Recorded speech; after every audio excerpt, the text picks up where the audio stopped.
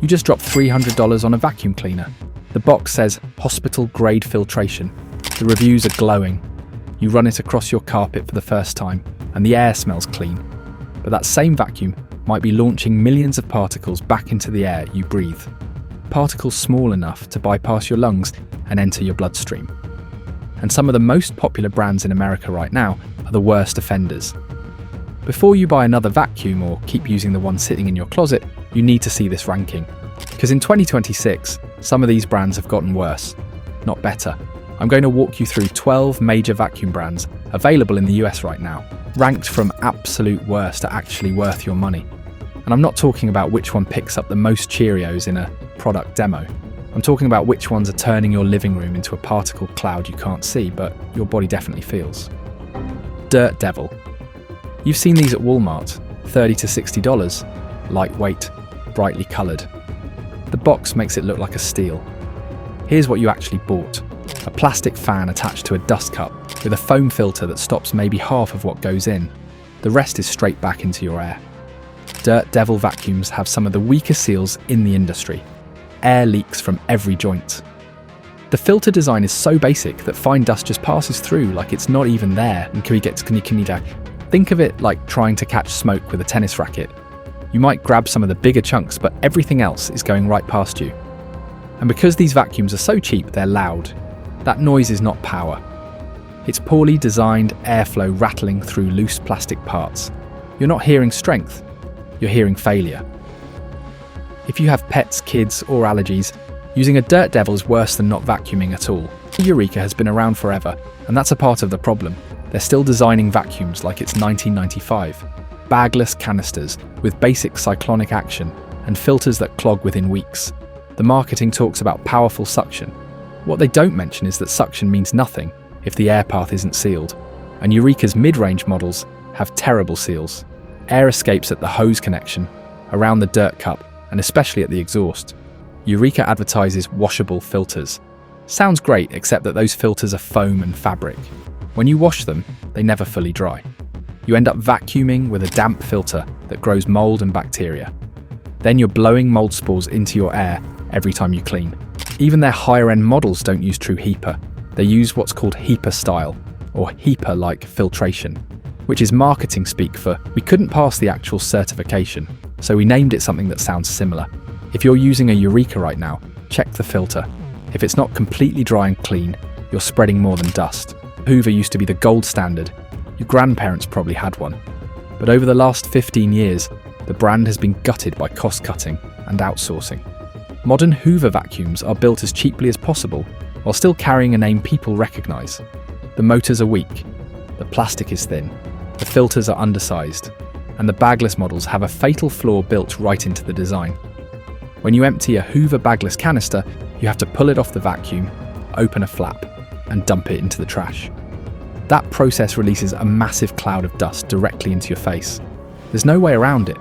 The design forces you to breathe in everything you just collected.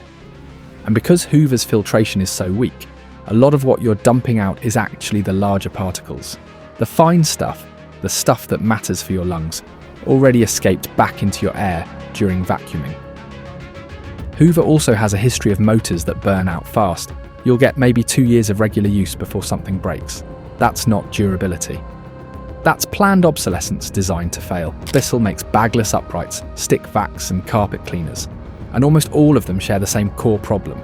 Bissell prioritizes flashy features over actual performance. You get LED headlights, swivel steering, and colorful designs. What you don't get is proper filtration or sealed systems. Their bagless models use multi-cyclonic technology, which sounds impressive until you realize the cyclones are too small and too weak to actually separate fine particles.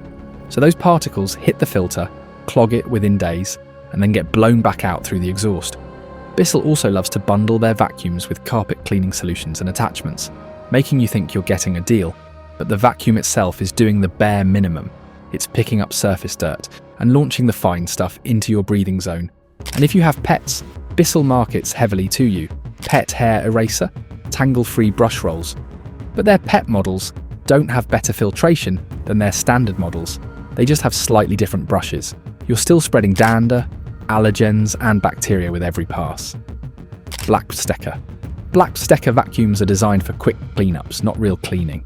The motors are low power, the dust cups are tiny. The filters are paper thin, and because they're cordless, the battery life is terrible. You vacuum for 5 minutes, the dust cup fills halfway. Suction drops by half. You empty it. A cloud of dust hits your face. You put it back and keep going. The filter is already clogged. Now you're just pushing dirt around and blowing it back out the exhaust. And because these are stick vacuums, the exhaust vent is usually at the top of the handle, right at your face level. You're literally breathing in the exhaust air as you clean. Black+Decker also uses non-sealed batteries and electronics. That means fine dust gets into the motor housing and battery compartment. Over time, this kills the vacuum from the inside. Most of these units don't last more than a year of regular use. Shark has a dirty little secret. Their vacuums are not sealed systems. That's a technical term, but here's what it means. Air enters through the cleaning head, travels through the dust cup and filter, and exits through the exhaust. In a sealed system, all of that air is forced through a true HEPA filter before it leaves the vacuum. In a non-sealed system, air can leak out at multiple points along the way. Shark vacuums leak. Air escapes around the dust cup, around the hose connections, through gaps in the body. And because of this, fine particles bypass the filter entirely and go straight back into your air. Shark does use HEPA filters in some models, but if the system isn't sealed, the HEPA filter only catches a fraction of what it should. The rest leaks out before it even reaches the filter. Shark's bagless designs with clear dust cups are great for marketing, but terrible for air quality. Every time you empty that cup, you're creating a dust event. And because the cups are so large, you're emptying them less often, which means more time for fine dust to cake onto the filter and reduce performance. Also, Shark vacuums are heavy. You're lugging around a machine that's doing half the job and exhausting particles back into your home with every pass. Kenmore used to mean quality. They were made by different manufacturers, but sold under the Sears brand. But Sears is mostly gone now, and Kenmore vacuums are made by whoever bids lowest. Quality control is inconsistent. Some models are rebranded Panasonics or Bissells, others are built by no-name factories overseas. The newer Kenmore models have okay suction, but weak filtration. They use HEPA-style filters, not true HEPA. And the bagless models have the same problem as everyone else. Dust cup designs that force you to create a dust cloud every time you empty them. Kenmore also has a huge range of models, and most people can't tell which ones are good and which ones are junk. That's by design. They want you to think the brand itself means something, but the brand is just a label now. The actual vacuum could be decent or terrible depending on which factory made it and when. If you bought a Kenmore in the last 5 years, you're rolling the dice. Some are fine, some are particle blowers, and you won't know until you've used it for months. You bought a name that used to mean something. Now it's just a logo on a mystery machine. Oreck is lightweight, simple, and supposedly commercial grade because hotels use them. But hotels use Oreck vacuums because they're cheap to replace and easy to repair, not because they clean well. And the models sold to consumers are even weaker than the commercial ones. Oreck vacuums are bagged, which is actually better for air quality than bagless if done right. But Oreck's filtration is still outdated. The bags capture large particles, but fine dust passes through. And because Oreck vacuums are so light, they don't have strong motors. That means weak suction and poor deep cleaning. Oreck also doesn't use sealed systems. Air leaks, particles escape, and the exhaust isn't filtered well, so you're still putting dust back into the air. The main selling point of Oreck is weight. They're easy to carry, but that lightness comes from using less material, smaller motors, and cheaper construction. You're trading performance for convenience, and your air quality is paying the price. If you have an Oreck in your closet, it's not dangerous, it's not doing much beyond surface cleaning and light dust pickup. Tineco is the new kid on the block. But the problem is that Tineco is style over substance. The smart features are gimmicks. You don't need an app to tell you when to empty your dust cup. You don't need an LED screen showing you particle counts if the vacuum isn't actually capturing those particles in the first place. Tineco vacuums use small cyclones and small filters. That's fine for light debris, but terrible for fine dust. And because they're cordless, the motors are weaker than plug-in models. Less power means less air movement through the filter, which means more particles escaping. The dust cups are also tiny.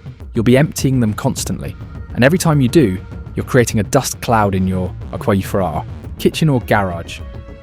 Tineco does use washable filters, which sounds good until you realise those filters take hours to dry completely. Most people don't wait. They put the damp filter back in and start vacuuming with a moist filter that clogs faster and grows bacteria. Tineco vacuums look like the future, but the engineering is stuck in the past, wrapped in a shiny plastic shell with a touchscreen. Dyson is expensive, premium, and is supposed to be the best. And compared to the brands we've covered so far, Dyson is better, but that doesn't mean Dyson is good.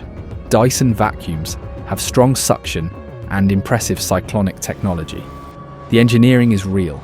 The problem is that Dyson is still bagless, and bagless means you're still emptying a dust cup directly into your trash can and breathing in a cloud of particles every single time. Dyson does use HEPA filtration in most models, but here's the catch. The HEPA filter is usually at the end of the air path, after the cyclones. If the cyclones don't capture everything, particles can bypass the filter through tiny gaps in the system, and Dyson's older models especially had sealing issues. The newer models are better. The V15 and Gen 5 have improved seals and better filtration. But they're also $600 to $800, and they're still cordless, which means limited battery life and weaker motors than plug-in models. Dyson also has a reputation for reliability issues. Motors burn out, batteries die, plastic cracks. And because everything is proprietary, repairs are expensive. Most people just buy a new one, which is exactly what Dyson wants. Sebo now we're getting into vacuums that actually work the way they're supposed to. Sebo is a German brand that's been making commercial vacuums for decades. Hotels, hospitals, offices. These are the vacuums professionals use when they need reliability and real cleaning power. Sebo vacuums are bagged. That's the first thing that makes them better. When you change a Sebo bag, the bag seals itself before you remove it. No dust cloud, no particle release. You pull it out, toss it, and you're done. Sebo also uses true HEPA filtration and fully sealed systems. Air goes in, passes through the bag, passes through the HEPA filter, and exits clean. No leaks, no shortcuts. The motors are built to last. Sebo warranties their motors for 7 years, and most units run for 15 to 20 years with basic maintenance. That's not planned obsolescence. That's actual quality. Sebo vacuums are also repairable. Every part can be replaced. If something breaks, you don't throw the whole vacuum away. You fix it. However, the downside is that Sebo vacuums are not cheap.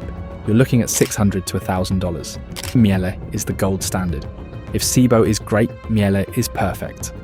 Miele vacuums are bagged, fully sealed, and use true HEPA filtration that's certified to capture at least 99.97% of particles down to 0.3 microns. That's the legal definition of HEPA, and Miele doesn't cut corners. But Miele goes further. Their top models use what's called the HEPA Air Clean Sealed System, which means every single joint, hose connection, and seam is airtight. Nothing escapes. Air enters through the cleaning head, travels through the bag, through a pre-motor filter, through the motor, and then through a final HEPA filter before exiting. By the time air leaves a Miele vacuum, it's cleaner than the air in most rooms. Miele also uses self-sealing bags. When you change the bag, it automatically closes before you remove it. No dust, no mess, no exposure. The build quality is absurd. Miele vacuums are tested to last 20 years of regular use. The motors are designed for longevity. The body is made from high-impact ABS plastic that doesn't crack or warp. Even the wheels are designed to last. And because Miele has been making vacuums for decades, they know how to design for real homes. That said, Miele vacuums start around $500 and go up to over $1,000 for the top models. Most vacuums sold in the US right now are designed to look good, cost less, and break fast. They're not designed to protect your air quality, and the brands at the bottom of this list are actively making your indoor air worse.